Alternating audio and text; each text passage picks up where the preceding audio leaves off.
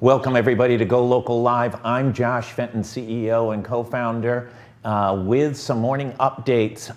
Governor will have a press conference at 1 p.m. I believe the White House has scheduled another press event with the task force at 3:30 p.m. Joining us right now is Rebecca Couto da Silva. She is in Bolzano, Italy, and Skyping in from Italy. Italy's been in lockdown now for 8 or 9 days, regionally and then countrywide. Rebecca, thank you for joining us. Thank you for having me. Rebecca, you grew up in Connecticut on the western side of the state, attended Loomis Chafing, then off to Stanford. You're an attorney here in the United States first, then moved to Italy. Talk about what this experience has been like in dealing with a lockdown, which really none of us have ever seen before. Yeah, it's really, really different because, I wasn't originally in a hot spot. So originally it was Lombardy and Veneto, where you have Milan and Venice, which were the two regions that were really hard hit. And so decrees came out limiting movement of people there, and the rest of us were thinking, okay, this doesn't apply to us. And then it was a Sunday or Monday night, the government said, nope, this applies to everybody.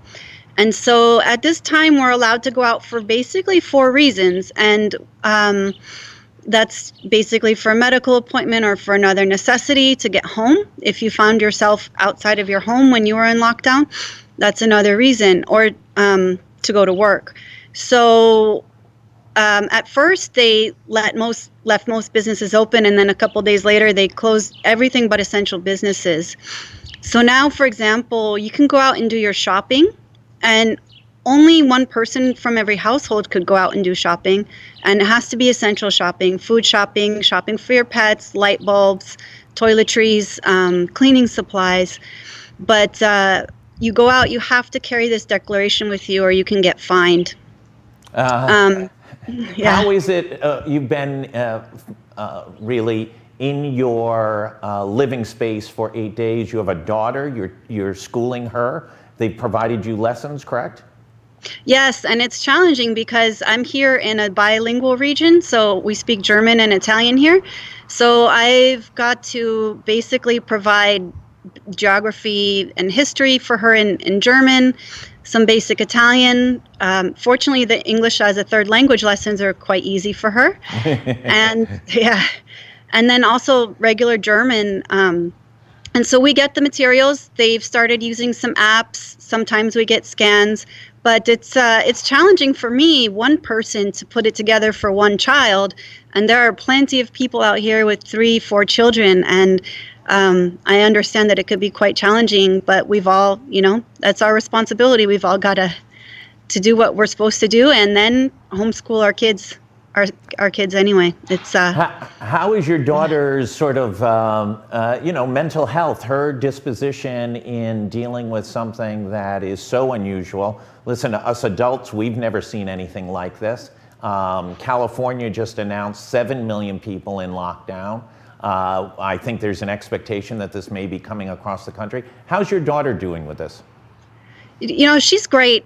She just got into the Harry Potter books, and well, that'll keep her busy all the way to the fall. Yep, she's on number 5, so we're pretty good. She's doing well. She's into Harry Potter, and she's actually finding the distance learning a bit better than classroom learning. That might be because she's a foreigner and she needs to go at her own pace. But she likes using the app, and she's learning very well using the apps. And in terms of other, fortunately, as you can see behind me, we've got a garden, so she's able to get fresh air every day. And so she's doing well, but it's definitely an effort on my part to ensure that she keeps doing well for the next 2 weeks or more. Yeah, or more. How is your mental health? I just finished a thesis on March 5th, and I was pretty much feeling this big weight off my shoulders. Now I can go out, and then the lockdown started.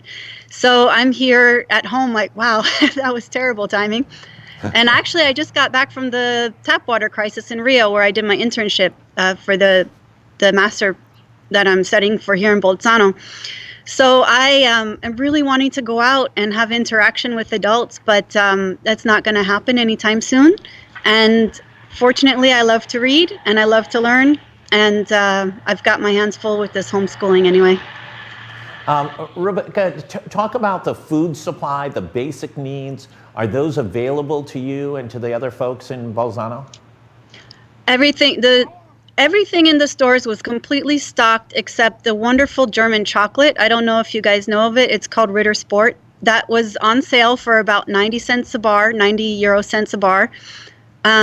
And the shelves were empty, but everything else is fully stocked. And I'm not sure why that is, if it's the lockdown, if it is that we have somewhat smaller living spaces here. For example, I have a half fridge, whereas the condo I own in Dallas has an enormous Texas size refrigerator.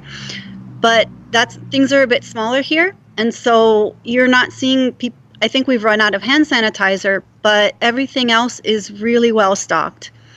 Everything is bigger in Texas. That's what I understand. Yes. Everything is bigger in Texas. The big run here that there is a huge shortage of, which no one quite understands why, is toilet paper. Is there a toilet paper shortage in Italy? We use bidets here. Every household should have a bidet. So I don't think people are as concerned about toilet paper, but there is no toilet paper shortage. I actually took pictures of completely full shelves at the supermarket on a Sunday morning. It was a very tranquil atmosphere at the supermarket. It was amazing. They let us into the produce section one by one. They had a count for the produce section. I'm sure they were counting at the main door, but it didn't matter. There weren't enough of us. Everything was fully stocked except the German chocolate. How's the atmosphere of shop owners, the polizia, etc.? Is it calm and relaxed like it usually is in Italy, or is it on high alert, high stress? I think that people who are not able to earn their money are very stressed about that. There's talk of, and I believe there have been measures to ameliorate that. In terms of the police, I know that they're stressed too, because they're out there saying, I need for you guys to keep your meters distance, and then people are gathering, and that's stressful for them. And then they say, oh, well, you're only allowed to go out for these 4 reasons, but then the decree says I'm allowed to exercise. So there's some confusion in enforcement. For example, places that sell newspapers and tobacco are open, and so they're considered essential. So smoking is considered essential, of course. I'd hate to be forced into quitting anything, to be honest. I think it would be quite difficult. But yeah, it is considered essential, but then you go out and the police say, no, you can't go there, right? And so the police, they're doing their best. They're doing the best with the information that they have. But it's hard because there are 2 parts. There's one part that says you can go out for necessity, another part that says you're allowed to exercise. But the being allowed to exercise isn't on the declaration. So there's some gray zone in enforcement. I think that everyone's trying to do their best, and the police are very stressed about keeping people at the distance because they don't want hospital beds to fill up. Right. And the atmosphere on social media is a little tense. I think I've been trying to avoid it because people are getting very judgmental.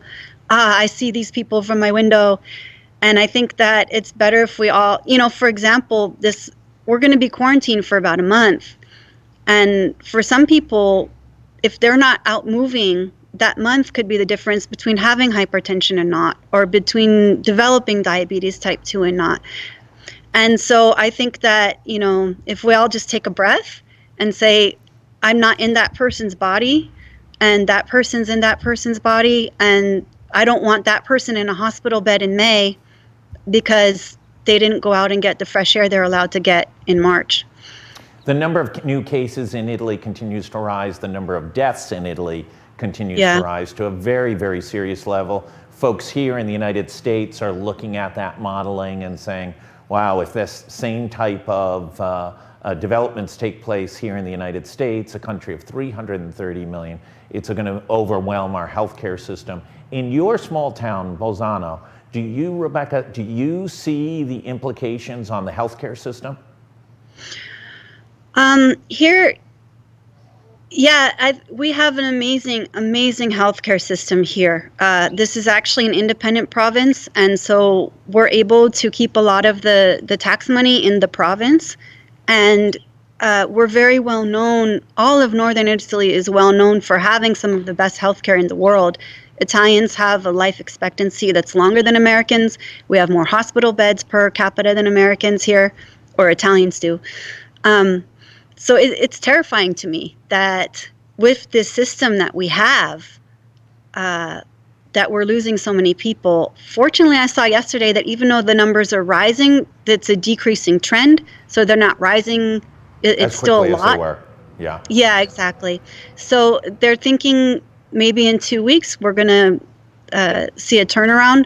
We're not sure, but I'm definitely scared for Americans because what we have here is a great system. And one thing, I believe it's in Veneto, I'm not exactly sure, but some places in Italy tested everyone. And so the numbers that you see, the percentages that you see, not countrywide, but you can look for percentages of, I think it's Veneto, at least some cities tested everyone. And so that I think that we're going to get some really good data out of Italy in the next couple of weeks as well.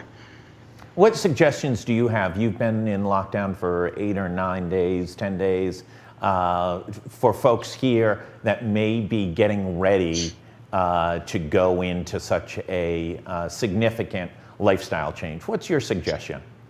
Yeah, I think take what, buy what you need to buy, but not more, because other people need to buy things too. So baking projects are very good. Any sort of at-home projects. You can hear the very Italian church bells going off now in the background. But so baking projects, sewing projects, building projects, a lot of home stuff is really possible. And I would say don't be afraid of screens. Screens can be educational, and I'm not huge, when my child was born, my daughter was born, of course, we're not going to do too much screen time. This is a crisis. Yeah. Figure out how to integrate screens without judging yourself. And I would say relax and go with it, because the more we stress about these things, the more it's going to be terrible for us, and the more we just say, "Oh, that's life," Well, it is that I just finished my time. thesis. Yeah. Right. I mean, it's that one time, right? We always complain we don't have enough leisure time. Here's that chance to read that book, or start working out again, or any of those things. And here it is. I think if approached the right way with the right mental approach, it can be a little bit within the context of a crisis of a positive thing as well. Exactly. And I know that fitness teachers are starting to stream. Oh, sorry. Right. But they're really ahead. out of work. And it's really important to give business to fitness teachers, especially your teacher and your local teachers. See, if you've got a trainer at a gym, or see if you can log on for some of their lessons, because they're people who are going to be hit very hard financially. Yeah, the economic indicators are obviously a severe global economic turndown for at least the rest of the spring and into the summer. Listen, Rebecca, I thank you so much for taking the time to Skype in. We'd love to have you back maybe next week, and that would be great. We'll reach out and make that connection as well. Good luck to you and your family. I hope your daughter is a slow reader, so she doesn't get through all these Harry Potters too quickly. But Thank you. Appreciate you taking the time. Be safe and be well. Thanks so much. Okay. Thank you. Everyone else, stay tuned. The governor will be back with a live feed at 1 p.m. We'll also be carrying the White House feed at 3:30. The biggest news in America today may not be, or certainly in New England may not be, the coronavirus. It may be that Tom Brady is leaving the New England Patriots, and that will upset people far more than anything else. Thanks everybody for tuning in. We'll be back at 12 noon with Dr. Mike Fine, former director of the Department of Health, for his daily update. Thank you.